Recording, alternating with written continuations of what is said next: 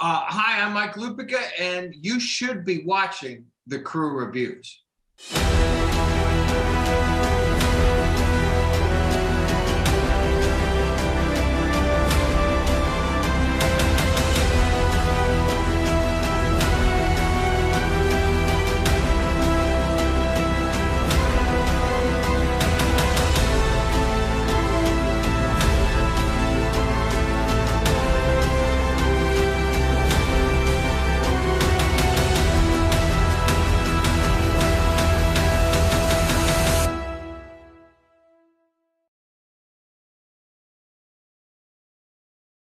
All right, boys. Today we welcome award-winning sports journalist and New York Times bestselling author of more than 40 works of fiction and nonfiction. Thank you for being here, Mike. Thanks for having me, guys. Welcome. Cheers. Hey, how are you? So Fallout, this book right here, excellent. It's your third entry after Stone's Throw and Fool's Paradise in the Jesse Stone series. So can you give our audience a quick spoiler-free overview of the story? Well, there's two deaths in Paradise, Mass, early in this story, and they both are personal to Jesse Stone. It's a kid and a mentor of his, and anything that goes wrong in Paradise is personal with Jesse, but these become particularly personal, and it touches off a lot of small town mystery and small town drama, because everybody knows everybody in Paradise, but they don't know everything they think they do about their friends. And it's interesting, if you read the book, to see that maybe these two deaths, which seem completely unrelated at the start of the book, might actually be kind of related. And there's something else I do in this book, and this isn't a spoiler, but if you read Stone's Throw, I always thought that Jesse, even though he's got Molly and Suit and all these great cast of characters around him, I wanted him to have his version of Hawk from the Spencer books. Right. And so I brought back Wilson Cromartie Crow, who's is just so much stinking fun to write. And their relationship is cool and complicated. But Crow, after all the bad stuff he's done in his life, becomes a pretty great wingman for Jesse. Oh, nice. I will definitely have a question regarding him later. And actually, you almost spoke into existence my first question, because I was going to talk about the fact that since Paradise is very small, every murder, every mystery has a personal feel for it, but you definitely went closer to the bone on this one. And I've heard you say when you write in Parker's World, you really just let the characters talk, and then things happen, which I think is that an Elmore Leonard comment? Yes, okay. Yes. He said just get them in a room and get them talking, and then he said when they take over, hopefully an interesting plot will develop. Well, in this case, it obviously did. But what I'm curious about is, was that a case of you starting out with characters talking, or did you kind of start out thinking that you were going to hit a little bit closer to home for Jesse? No, I knew how this book was going to start. I try to outline. I try to be a good Catholic boy and outline. And I stick to it, and I don't. I just keep getting out of my lane. But I knew what the first 4 or 5 chapters of this book were going to be like. But another great Elmore Leonard line that it's tacked to my court board is this: you write the book to find out what happens. And that happens to me every single time. And I didn't know how this book was going to end until it really until it ended. I knew what the last line was going to be. It's one of the first times I ever knew what the last line was going to be, but I didn't know the big climactic scene. I didn't know how that was going to work out until it happened. Wow. And that last line didn't change, though. That last line didn't change? No. I knew when you read the book, have any of you chuckleheads read this book? Yes. Okay. No, chuckleheads. I take that. No, I didn't. No, that's okay. We are chuckleheads. That is Well, Definitely that's chuckleheads. correct. Yeah, but so am I. So You're in good company. we're kindred chucklehead spirits. Yes, Okay. true. But you know that there's, I said this on Morning Joe, so it's not a big spoiler alert. A lot of this book is my get evenness with spam calls. Okay, so and my buddy Jonathan Lemire said this is like a Larry David happens to be a friend of mine. He said, so it's a spite book, like this, like the spite store in with Mocha Joe and Larry opening the coffee thing and Curb, and anybody who has ever fended off a single spam call in their life will be cheering me on throughout. By the way, you should do a nonfiction book someday just about the interesting circle of friends you have, because I know enough about you to know it's pretty incredible.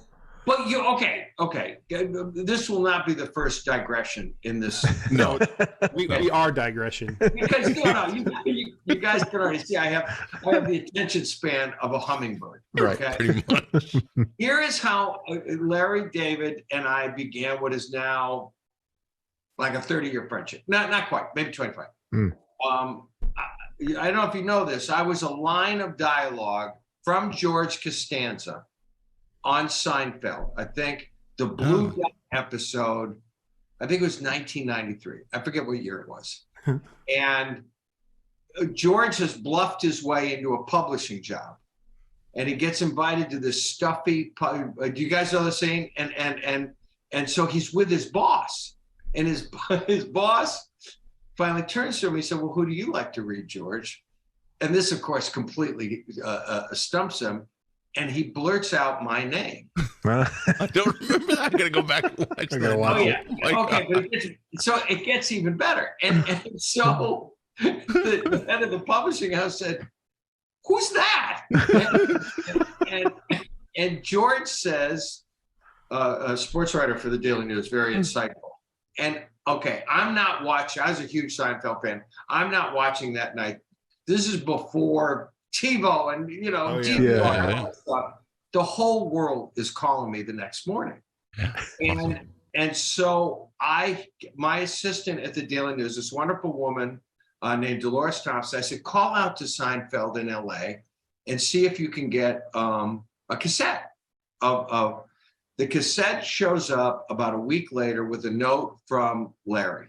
And it just says, I don't know whether you know or not, I'm a native New Yorker, and this was my way of saying thanks for all the years of great columns. And that was the beginning. Wow. And he's a crazy Jets fan. He's a crazy Yankee fan. He loves the Knicks. We text a lot. And I have to tell him, God bless him.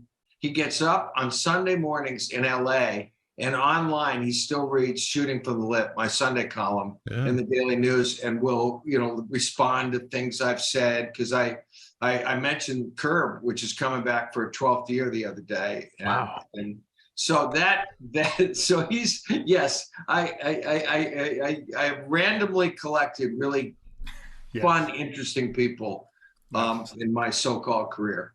We were hoping to do that with us, but we're not interesting. So no, we're chuckleheads. We got an hour. Let's see. We'll see. Hey, what's the challenge? How do you address it with giving the fans of Jesse Stone and the other long-running characters like Suitcase, and because in one instance they have these long-term comfortable characteristics that the longtime fans have really come to expect to see, and they feel familiar with them.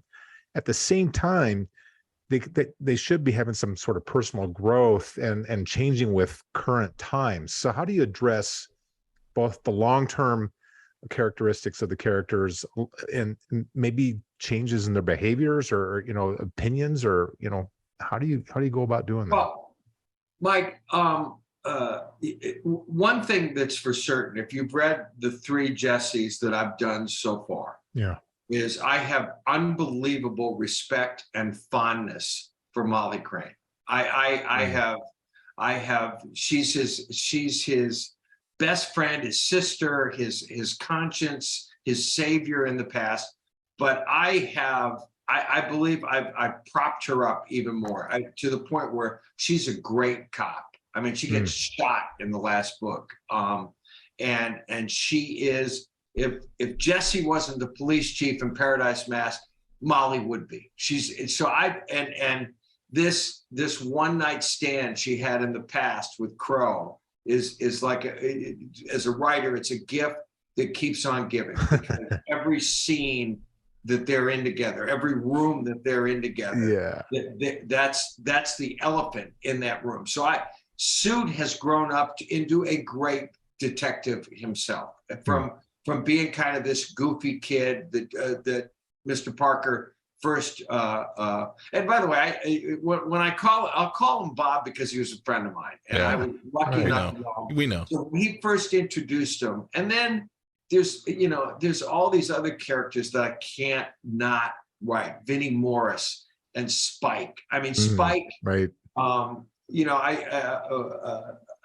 you guys know the story of how I ended up in the Parker sphere? It's crazy. It's a crazy I was actually going to ask you to tell that, so you can tell it.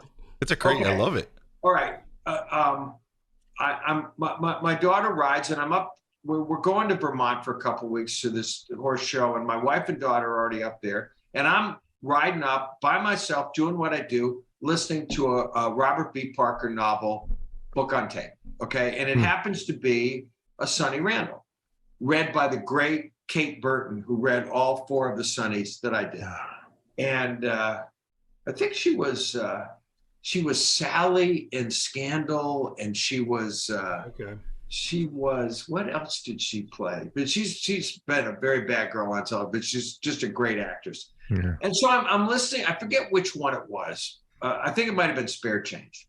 So I get up there and I call Esther Newberg, my agent, and she knows what a huge Parker fan I am. And she's the literary executor of the estate. She represents Daniel and David Parker.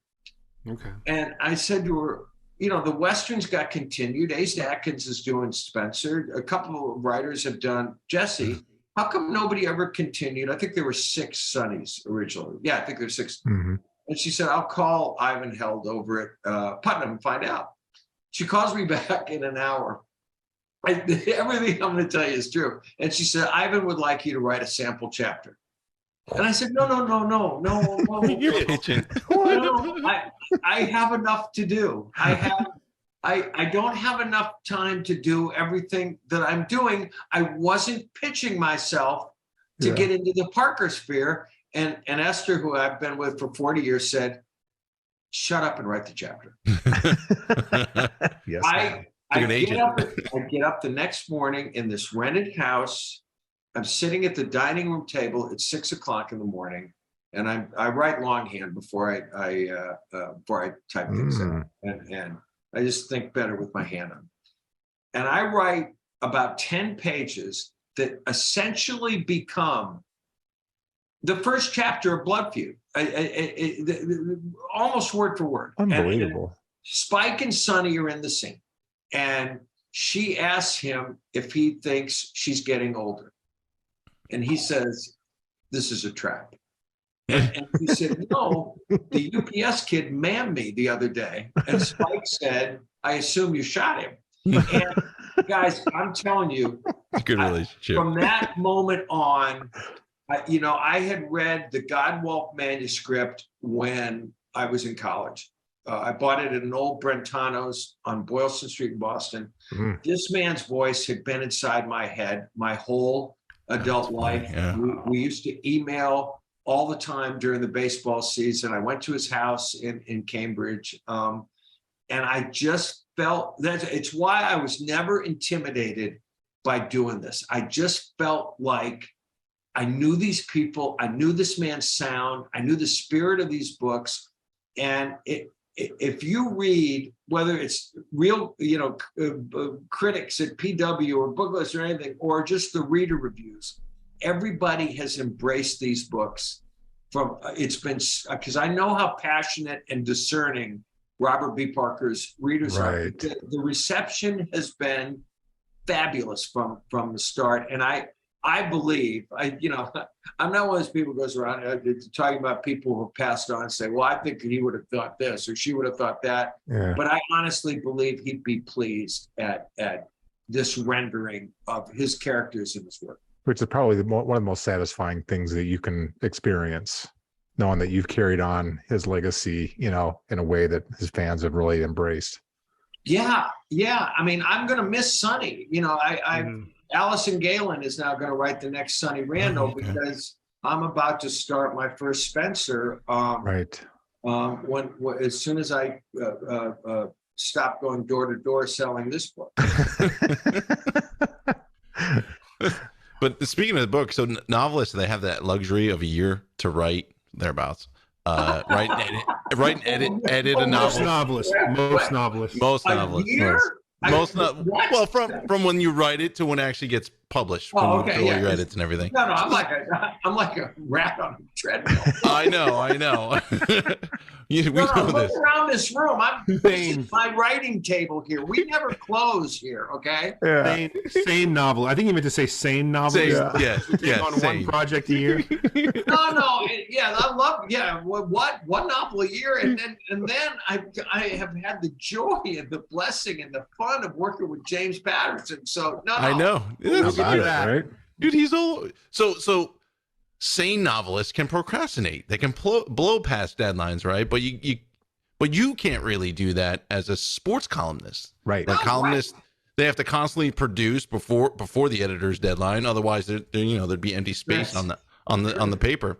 So having been successful in both worlds, Mike, I wonder, did you find that extra time, and I guess you don't even think about it as extra time, as a novelist stressful or liberating, or are you like, no, I'm going to treat this like I'm a columnist and just write? Well, no, but Chris, writing a column is the greatest possible preparation for writing novels. That's just my opinion. Good columns have to have a beginning, a middle, an end. You have to know how to use dialogue. Yeah. You have to get your reader, I would always be amazed when I read a column and the guy or the woman would finally get to what the hell they were talking about the third paragraph. And I'd say, I checked out at paragraph 2. You have to tell me what this is about. And I came out of tabloids in New York, so you got to grab the reader by the front of their shirt and say, no, here's why you need to listen to what I have to say today. And the other thing it helped me with is I would work in 1,000-word bursts, so 4.5 pages. You do that with a novel. I write every day. I write every. I'm not a 5-day-a-week writer. I'm a 7-day-a-week writer. But you think about that. That's 1,000 words a day. That's 7,000 words a week. And you can see how. So what seems like normal production to me, people say, well, how do you write a book in 4 or 5 months? And I'm thinking, well, how do you not? What else am I going to do? I'm Taylor Lupica. I'm wildly overmarried, and sometimes I'll be sitting there and I'd say, I'm just not feeling it today. It's just looking. Meaning, get up there. so we all three. But it did. Seriously, it taught me so much about storytelling, and then working with Patterson, who is it's like taking a master class in. Can only imagine. In storytelling. I was talking to my friend Patrick at Poison Pen out in Scottsdale last night. Jim Patterson is the sworn enemy of backstory. Okay, he every chapter has a purpose. Every chapter has to move, and he has helped me so much. And working with him has been an absolute blast. But the whole game is you got to keep people turning pages. I mean, you can write the prettiest sentences in the world, and you can write the funniest dialogue. And I think I'm pretty good at writing dialogue. But if they're not turning the pages to find out what happens next, you're screwed. Yeah, it doesn't matter. Well, we've talked about this a little bit, but in all of Parker's worlds, all the novels, there's this rich cast of characters to draw from. And in Fallout, it's a Jesse Stone novel, but it's also a Suit novel, a Molly novel, a Daisy Dykes. Charlie Farrell's a great addition. I think even Sonny's ex-husband Richie. And then, of course, where did he come from? Wait a minute. I was sitting around writing one day. I said, Richie, what the hell are you doing here? Yeah. You're almost getting to answering my question here. So then, of course, we talked about the famous, one of another great scene stealers, Crow, Wilson Cromartie. There's this dynamic here. There's this kind of semi-dysfunctional family where they all sort of fill in some gaps for each other. But my question is, do the relative roles of each supporting character sort of happen organically for you, or do you have this little voice that says, I need more Molly Crane here? It's funny. I never forget who the leader of the band is, because I think that Jesse Stone is such an interesting, with so many shadings and layers to him, and always in the foreground and in the forefront is his drinking problem. He's a recovering alcoholic, and there's always the temptation to, and there's a pretty powerful scene in this book with a bottle of scotch, but I never forget who the star of the show is. There was a time, there's a paper for a while that I worked for called The National, and there was a big piece in GQ on sports writing, and there was a separate piece about me, and Alan Richmond wrote it. It was terrific, and it was really nice and flattering, all that stuff. But in it, I said to him, if I go to the Kentucky Derby, I'm not going to write an interesting column for you about the jockey of the horse who finished fifth. I'm going to write about the horse that won the freaking race. Okay. I'm going to tell you what it was like to be with me at the track yesterday, watching the horse win the freaking race. And so the horse that's going to win the race for me in these books is Jesse. Okay.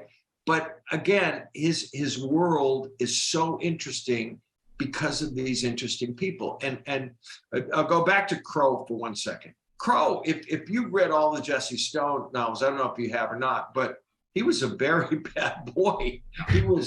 There was a time when he was a henchman for this guy, Jimmy, who held Styles Island hostage. And when we last saw Crow at the end of that book, he's in a motorboat riding away with all the money. With a guy who was in the boat with him who mysteriously disappeared after that. But then he comes back in a later book. I think it was Night Passage. I forget which one, or Trouble in Paradise. And he's semi-rehabilitated. He's looking for a gangster's daughter. And he and Jesse find kind of a separate piece. And I'm thinking, nobody will ever be Hawk. Okay, I've already written Hawk into the last Sunny Randall, and it was just so much stupid fun. I can't tell you. And Spencer made a cameo because it's like I was warming up in the bullpen to write Spencer. All right. But I wanted Jesse to have a Hawk, and not a good cop like Molly, not a good friend, and good cop like Suit. I wanted him to have a guy who's kind of got a dark past the way Hawk did. When Hawk first showed up in Promised Land, he was a bad guy too. And then he couldn't take out Spencer, and they forged what to me is the greatest relationship in the history of crime novels, Spencer and Hawk. And so like a marriage. I just thought Crow, I always knew when I wrote, when I got the Jesse gig, that Crow was coming back. And he came back in Stone's Throw, and you see it in Fallout. He makes a pretty dramatic entrance in this book. And again, some of these things sound like, I should be saying spoiler alert, but they all, it doesn't matter. If you read Stone's Throw, I love Crow. He's coming back. Okay? Something to look forward to, really. Yeah. Now, Mike, my quick follow-up, Mike. Didn't Robert Parker take Spencer to? Didn't Jesse Stone make a cameo in a? Oh, Sean, I did some posts yesterday, or no, whatever pub day was, last Tuesday. Yeah. And rather than do a Facebook Live thing, I wrote about 7 or 8 little mini columns about the experience of writing these books. And I went back in time, and one of my favorite Spencer novels was Backstory. And he and Hawk are on the trail of a gangster's daughter who lives in Paradise, Mass. And they are up there, they're sitting in their car, and there's this great scene where it's so funny because everybody has this image of Tom Selleck playing Jesse Stone and all those. Yeah. But that's not the way Bob described him. And he described him as looking like a middleweight boxer. And he comes out of his car and goes over to their car and says, "What are you guys doing here?" And they're impressed that they've been made only like an hour after being there. And he says, "We got a nice little department here." And from Spencer's point of view, he kind of says, it was clear that this is no normal small town cop. And then there's a few other scenes where Jesse and Molly help them out in this book. But I thought that, and you know what that also empowered me to do later? I was very free about overlapping these characters in different books. And the other thing is, you could see in the last Jesse that Bob wrote before he passed away, I think he passed away in 2011, he liked the idea of Jesse and Sunny getting together. And, you know, they can't quite keep it together, but that to me was an amazingly fun relationship to write about. And so he was in the last Sunny, and she's kind of off camera in this book, but she's still very much a presence. You've had a seat at the table to see the changes, you know, in both publishing industry as a business, and then also I think most genres have seen within their hub changes in expectations for what authors have to provide their readers. Either it's attention span or tightening the dialogue, or, you know, whatever that is. For you, what, if anything, stands out in crime fiction that's evolved with the reader's appetite and their expectations, maybe in the past decade or two? You know, I think even the books that I like, and you guys may have a different opinion about this, they've become a little more violent. I think that they become a little more violent. And, you know, you go back to the early Spencers, and I mean, there's some gunplay, and there's, you know, a lot of punches being thrown. And, you know, there's one book where he nearly dies. He gets shot and ends up in the Charles River by the Gray Man. Spencer does. And, you know, I've got some of that in these books. There's in Stone's Throw, you know, there's a shooting death that touches off all the action of the book. And in this book, there's kind of a gunfight at the OK Corral moment at the end. That would be terrible to talk about. But Jesse's in a real bad situation, so they become more violent. But I just think, I think dialogue has gotten sharper. I mean, I'll tell you something. Again, you're talking to somebody who's read all of Bob Parker's books over and over again. Okay. Right. He got better as he went. That's just my opinion. I mean, I love some of the early books. I love Mortal Stakes because it was set in baseball, and I love the Catskill Eagle. But all the way until his last Spencer, Six Kill, I just thought he got better and better. I thought the stories got more and more interesting. I mean, my favorite one of all is, I don't know if you guys read it, it's called Cold Service, where a really bad guy has taken over Marshport, Massachusetts, and he kills a friend of Hawk's and nearly kills Hawk at the start of this book, and it really becomes a grudge. for Hawk, and Spencer adopts that phrase. I forget which book it was where Tony Marcus is lecturing Sunny about how to hold a grudge. He said, you don't act on a grudge right away. He said, no. You wait, and you wait, and then you get even. The person then has to say to you, what'd you do that for? And then you say to them, oh, you must have forgot. We had a grudge. I would love to be inside of Robert Parker's head as he's thinking about all that stuff. Yeah, and, no kidding. the dialogue. No, wait, I wrote that. No. So, Mike, You wrote that one. That was me. I know. This is good. This is good because this is exactly what I dreamed about when I started writing these books, that you wouldn't know where Mr. Parker ended and where I began. No, I was going to say it's. I even later in our interview, I'm going to make a mention of a comment that was made that I wholeheartedly agree with. That was made by someone who's I would say at the top, the pinnacle of crime, mystery, thriller about your writing. Question. Yeah. So Mike, it goes without saying you've written countless columns for a bunch of publications, including Daily News, Esquire magazine, Sports Illustrated, Golf Digest. Hell, you even I've never seen it. I tried looking for it, but I couldn't find it. You even wrote something in Playboy. I did about it's so funny you bring that up. I wrote a profile of Illy Nastasi, my old friend Illy Nastasi. Oh, no kidding. And I got there's a guy doing a documentary about him. I just got an email the other day from a guy saying that this is pathetic. Part of his source material was my piece about nasty. You're not right. Yeah, I mean, I said, oh, God, you got to get out more. So I'm looking at the dirty pictures. Yeah. Get out. I'm really here for the article. Seriously. All right. Well, so you've also appeared on, obviously, a bunch of television programs as a guest and a host.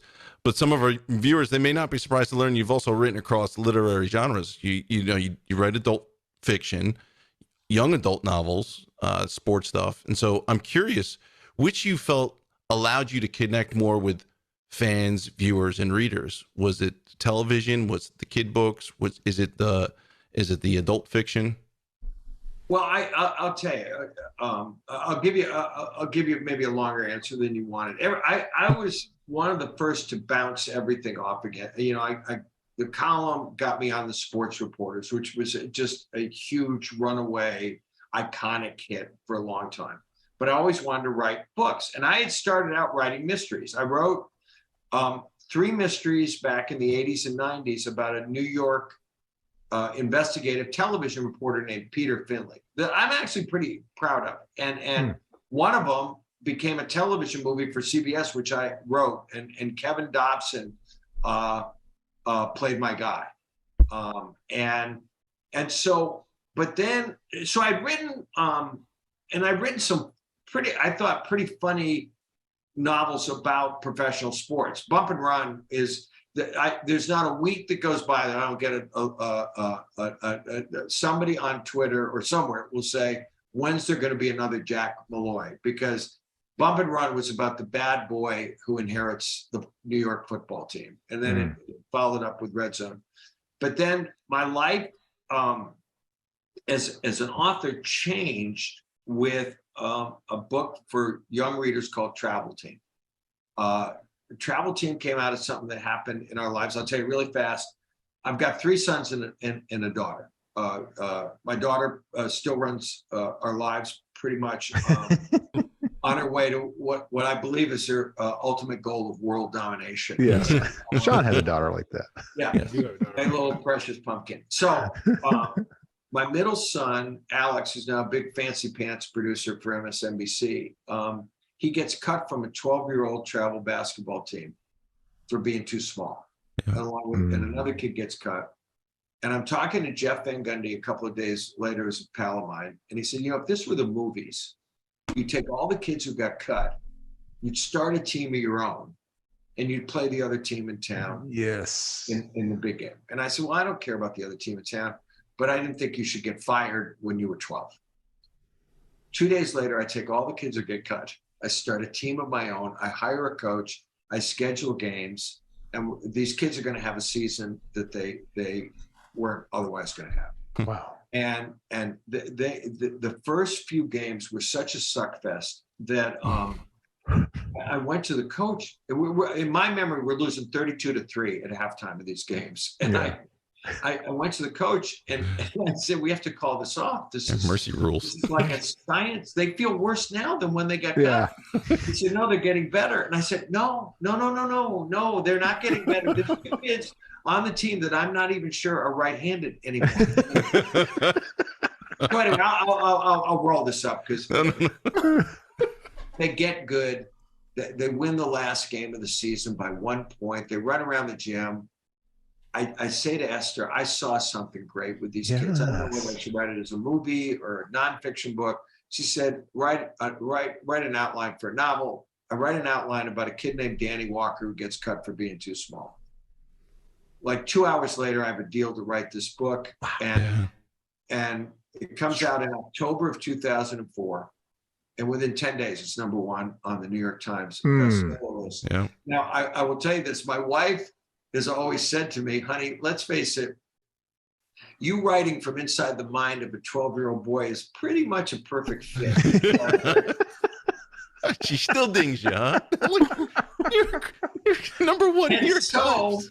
And so that began like 15 years of and these books. They sold millions of copies. There are kids in their 20s that I run into in my life now who all want to talk about Travel Team and Heat and $1 Million Throw and The Bat Boy. And those books changed my life. But I always knew that I would go back to writing mysteries because Elmore Leonard was not only my hero, one of my heroes, but my friend. And I looked at what he did. John D. McDonald with Travis McGee.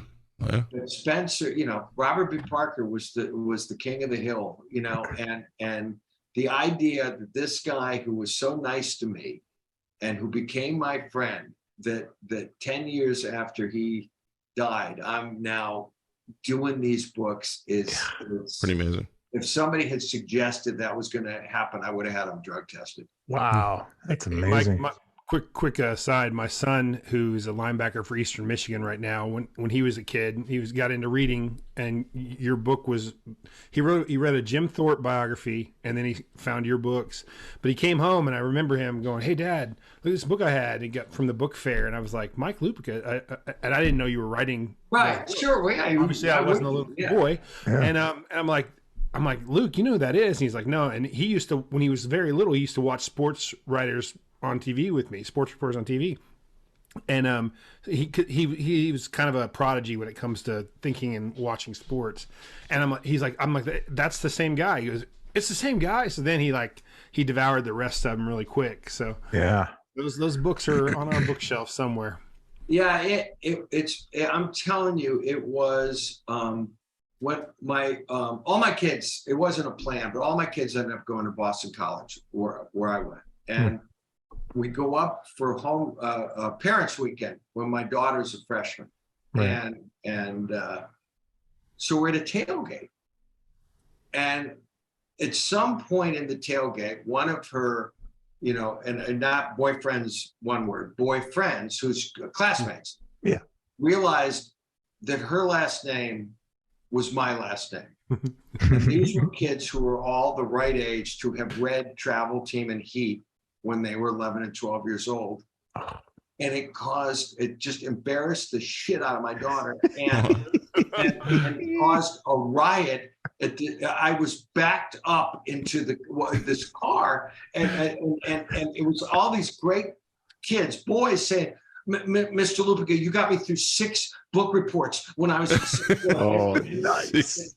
And my daughter wants to be anywhere on the planet Earth except here. And I'm like, okay, yeah, bring it on. Yeah, let's go, guys. Come on. Yeah. Where's the Sharpie? I'll sign whatever. What do you want me to sign? Yeah, no, you want me to you want me to sign your upper arm, your face? Yeah, yeah. Well, I kind of want to continue a little bit on that youth and youth sports theme there. Like, I have a high school senior. He's an All-American. He's been a 3-time All-American. What's He's a member for? Like, fencing. Fencing. Oh, really? Oh, cool. Yeah, he was on Team USA awesome. last year. We traveled all over the world. And so I'm constantly in these conversations at these national events and international events that we go to about parents talking about college scholarships and where's your kid applying and who do you know so-and-so at the university and can you introduce me? And so there's these parents that are like taking out second mortgages to finance a very expensive sport. And it's really a fool's errand because only a select handful of kids ever get those scholarships that these people are all chasing after. So in my mind, I've got an opinion, but I want to see what yours is do you see parents losing the real value of youth sports, like these lifelong core values like teamwork and honor and redemption and being able to handle stressful situations, that those lessons will serve them the rest of their life, and that maybe that's the pursuit of youth sports and not these college dreams and these kind of far out outlandish things that all these parents put their kids through. It just seems like they've really lost their way in terms of why their kids are participating in youth sports. Why? Mike, I think that most parents have an appreciation about what youth sports is supposed to be about. But there's a 1% that doesn't. And those 1%ers, this is a different kind of 1%ers. They give all the other parents and all the other coaches a bad name.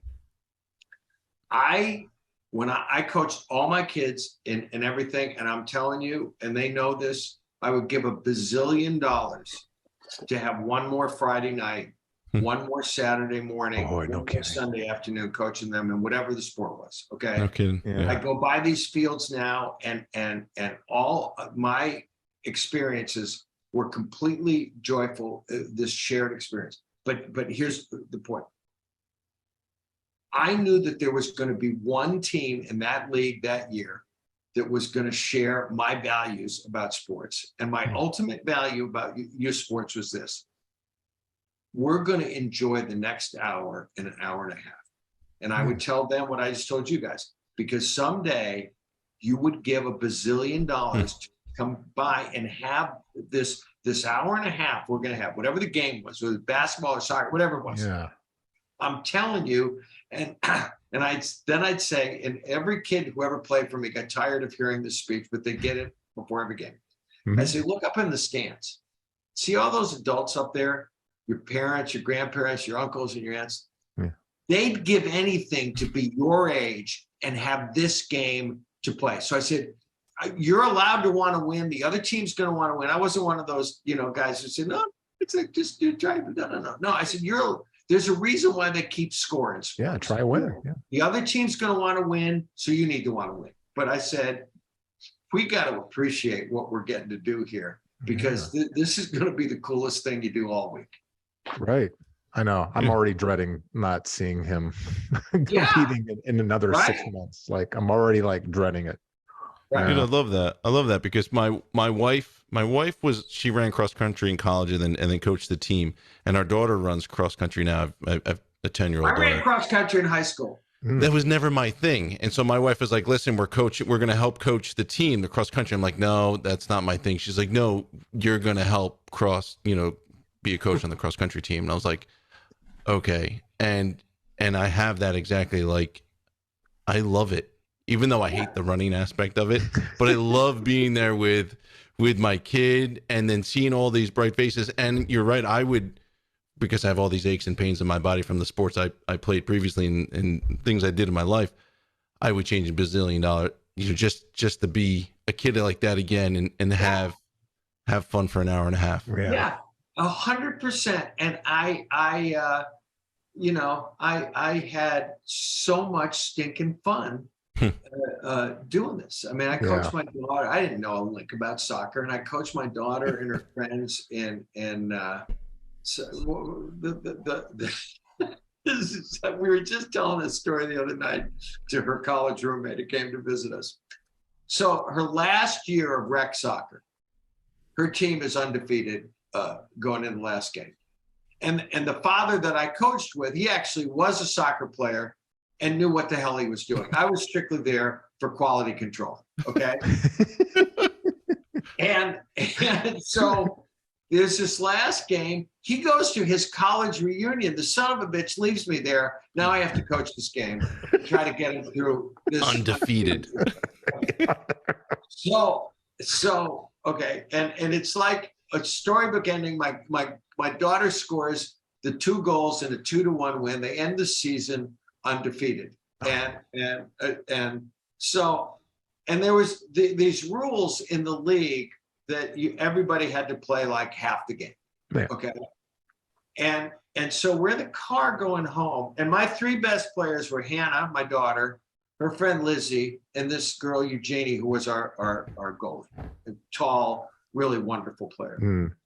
And I'm making substitutions in the second half. I'm moving kids in and out. It's like a 3-card money game, except Hannah and Eugenie and Lizzie never leave the field.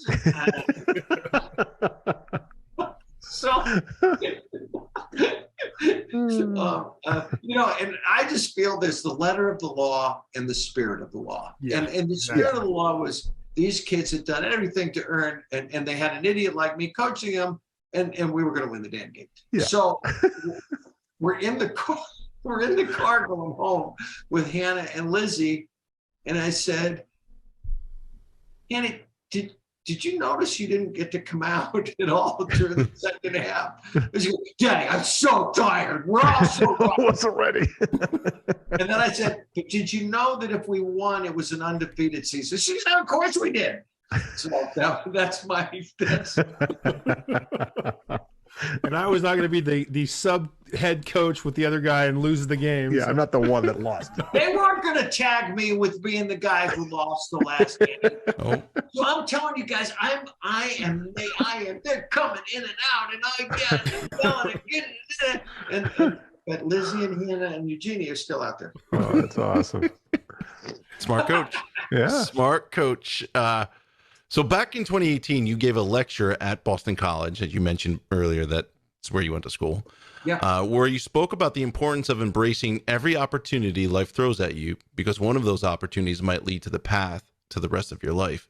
Yeah. But what do you say to the many aspiring writers who watch this show and feel the publishing industry doesn't provide them with an opportunity? Are there things that they can do to get past that slush pile and all those rejection letters? I'll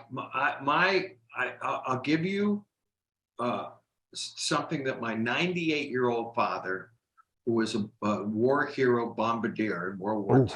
Nice. He once said to me, and he wasn't going to give me journalistic advice. He wasn't giving me advice, but he said, if you don't promote yourself, nobody else will. It's as good a piece of advice I've ever gotten in my life.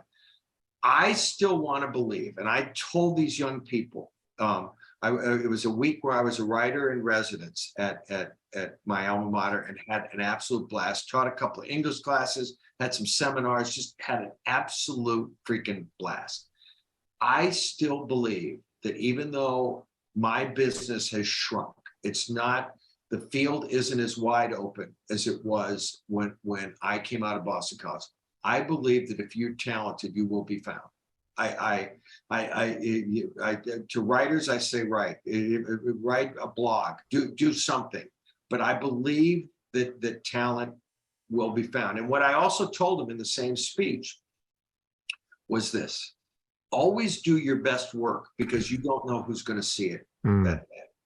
I had written 3 columns for Boston College Heights, and I got a call. Somebody sent them to the sports editor of the Boston Globe, Ernie Roberts.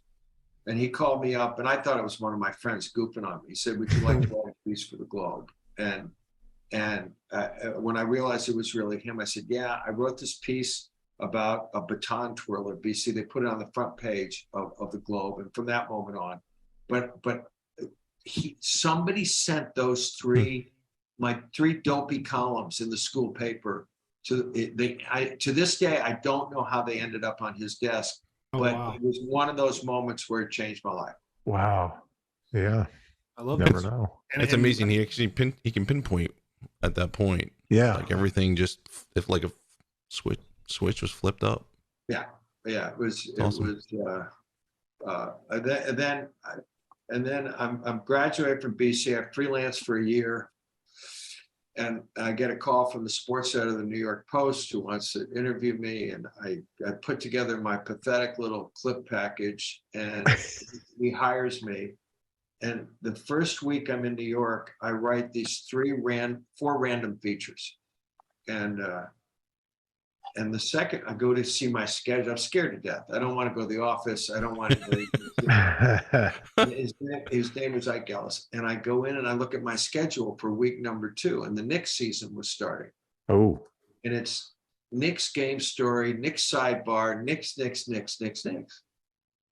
So I screw up my courage and I go back to Mr. Gellis's office, and he's on the phone with his bookie because he ran this unbelievable sports center.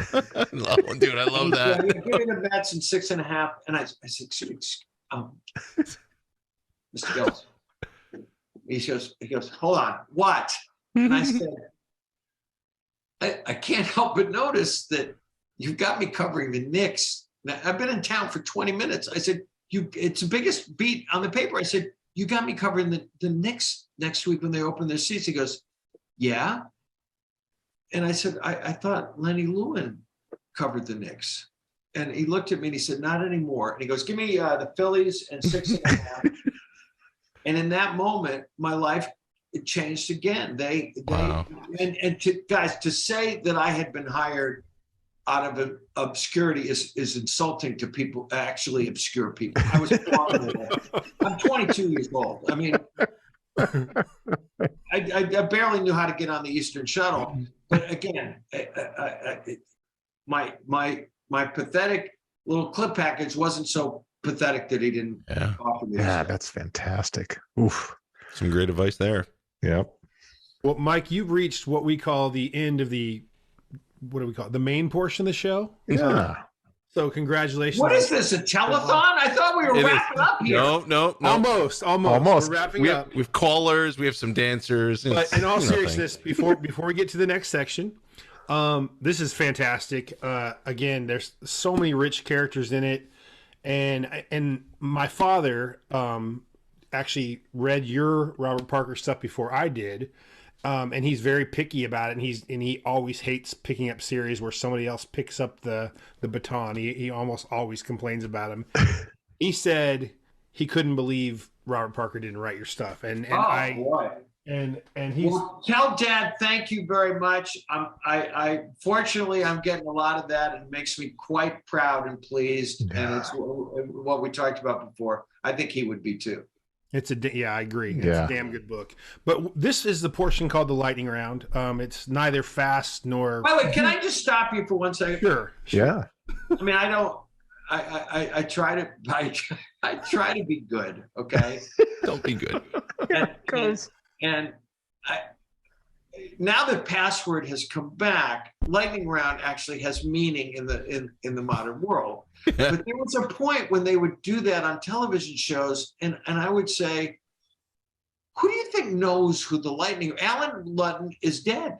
The show was on when I was a little boy, and I would always go, they say, yeah, the lightning round. I'm thinking, who are you talking to? Are you my dad? Well, we're also called the Crew Reviews, and we really don't review a damn thing. All we do is talk to authors about their books and their process. It's a good thing, though, right? Yeah. So everything is everything. Yeah. No. But okay. So I'm sorry, I didn't mean to interrupt. No, that's okay. That's okay. I love it. That's the show. Yeah, that's the show. We will each ask you 3 questions. They can be absurd. They can every now and then we'll ask a good question. Sometimes they're just random. But have we gotten to the part where the famous author says something nice about me, or are you saving that? Saving that. That's in my back pocket. That's actually in this round. That's not my question. Go ahead. So my first question, and you'll kind of get a sense of what this is. My first question is, who is your all-time favorite New York Yankee? My all-time favorite. It's not even close. It's he's the all-time world champ. Don Mattingly. Don Mattingly. Yeah. Oh, baseball. yes. Indiana native, as I am. Arthur Mattingly is one of the best people I've ever met in sports. I stay in touch with him now that he is managing the Marlins. Oh, Not that's even beautiful. I don't even know who's in second place. It's Wow. Don Mattingly. Beautiful. That's awesome. Johnny Baseball's from about an hour and a half from where I live. So, Yeah. okay, next question. I talked about it earlier. Sports reporters on TV. I freaking loved that show, and in many ways, it pioneered a lot of what came after. But I really think they lost a little bit of the of what you guys were doing. It's now become a shout fest instead of an actual discussion. Yeah. It's you guys were much more civil, but even though you were civil, I want to ask, of all the people on the show, whether it be Mitch Albom, whether it be Bob Ryan or whoever, who did you most come close to punching in the face? You know how big I am? He's a nice guy, Okay, Mike. who did you mentally punch in the face the most? No. Here's the thing, okay? My big brother in all ways is Ryan, okay? Bob Ryan is one of the greatest columnists of all time. He is so pure on television. Bob Ryan. And we would duke it out like brothers. And the minute the show was over, we'd be laughing about it. And we did this thing for a while, in addition to the sports reporters. There was like one of those counterpoint things. Yep. And Ryan said to me one day, let's do something when we're done. And we switched sides of the argument. And it was just as good. Gold. I took his position, he took mine, and it was just as good as it had been the first time around. Yeah, that's great. I actually love it. And by the way, he probably wanted to slap me way more than I wanted. Well, by the way, I think you could take Mitch Albom. I'm just going to say it right here. No, he's very fit. He's very fit. I'm nimble, but he's fit. Okay, my last question. So we've had on the show, I know you're not familiar with this, and now you are, for better, for worse.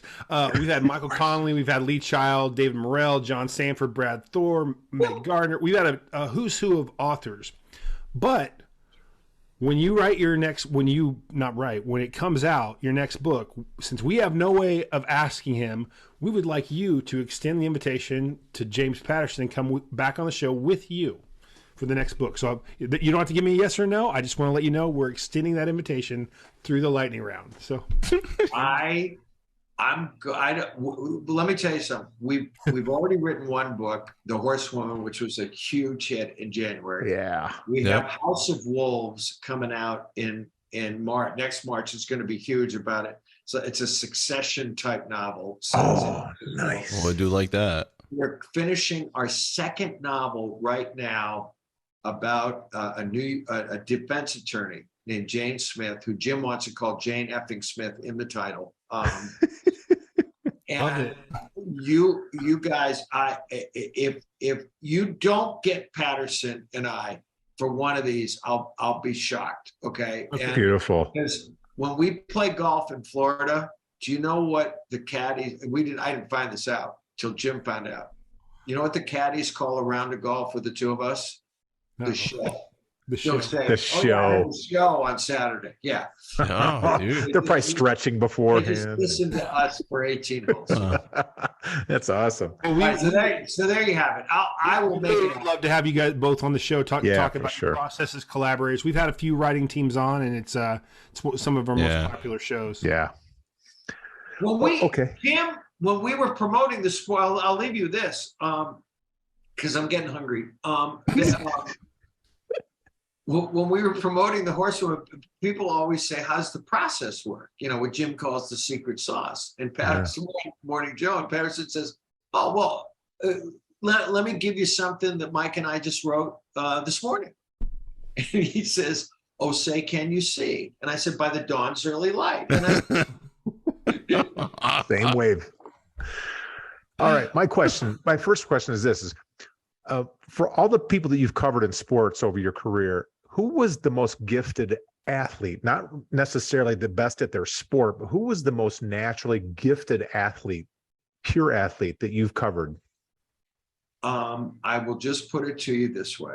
And I am a huge LeBron James fan. I think he does more things in a given basketball game than anybody has ever done to help his team win the game. But if I had to pick one person, one gifted athlete to play for my life, it would be Michael Jordan. And maybe the most gifted, beautiful athlete I ever saw was Federer in tennis. Okay. But Michael was the main event. I saw the whole show from the time he made the shot to beat Georgetown. Michael's the one for me. Yeah, I lived in Chicago during that whole reign, and that was amazing to be a fan there at the time. Yeah. All right, let's hear your best impersonation of any sports figure. My best impersonation of any George Steinbrenner. No, it was. It's a bad impersonation. The late Dave Anderson did the best, but for some reason, Al Davis liked me. Really? Yeah, and so I got close to him, and I said to him one day, I said, Al, why did you take my first phone call, and then keep taking them? And he went to Syracuse University, but he had this like fake Southern accent that he said, well, I'll tell you why. You're young. You're from New York, and you don't interrupt. And I said, well, those are That's awesome. All right, my third question: do you think that there's any unintended? Are you all going to ask me 3 questions? Yeah, we'll they're quick. They're quick. Okay, go ahead.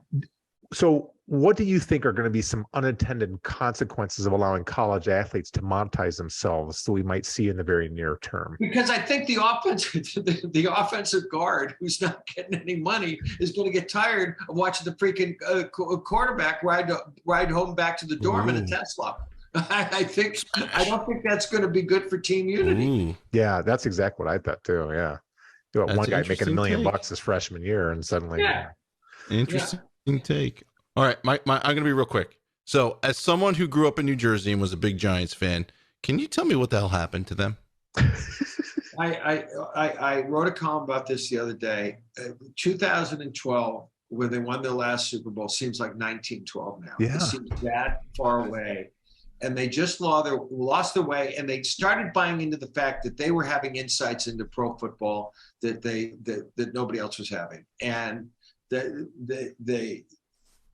they got rid of Coughlin too soon, and then they brought in the goofy guy McAdoo, and then they brought in this guy Gettleman, who drafted. Maybe Barkley's still going to be good, but if you're wrong about a quarterback, it sets your program back 5 years. At least. There's nothing not to like as a person about Daniel Jones, but if they're wrong about him, they're probably not going to be bad enough to get either Stroud or Bryce Young in the next round. Yeah. That's the shitty part. All right, so live or PGA?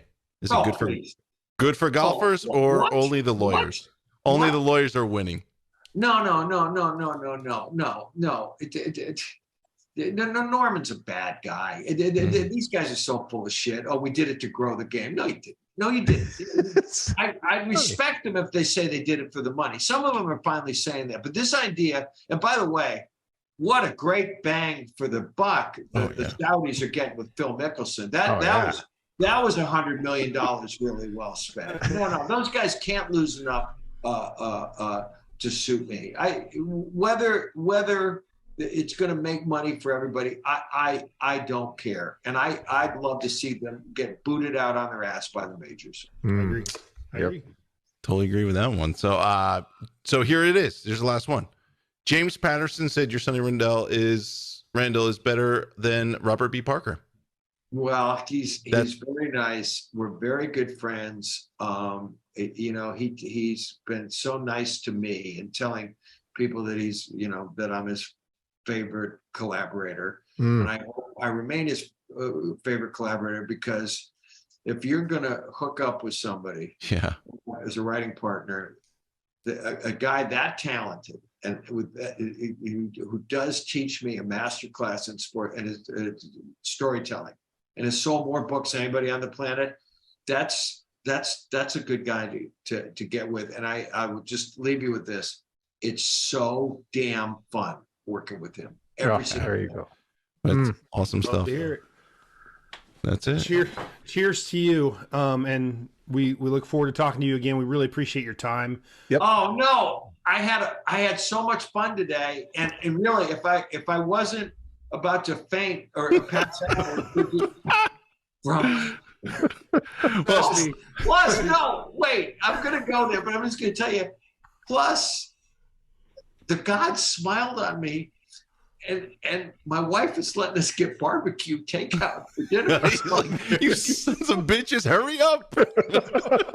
Oh, please, Hurry up. please release me. You are released, but thanks very released. much. And best Go of in luck peace. with this. Yes, go in peace and serve the Lord. Amen. Yeah. Guys, thank you so much. Cheers. God bless, Mike. Take care. See you, Mike. Guys, that was one hell of an hour plus, actually, with Mike Lupica talking about Robert B. Parker's Fallout. He did a great job in this book, but that discussion covered a lot more than just this book, and I think our fans are going to love it. Yes, sir. Here we go. Make sure you get it. Chris wasn't ready because there was no body parts showing. No, sorry. Just about to. Cheers. That blew the ending.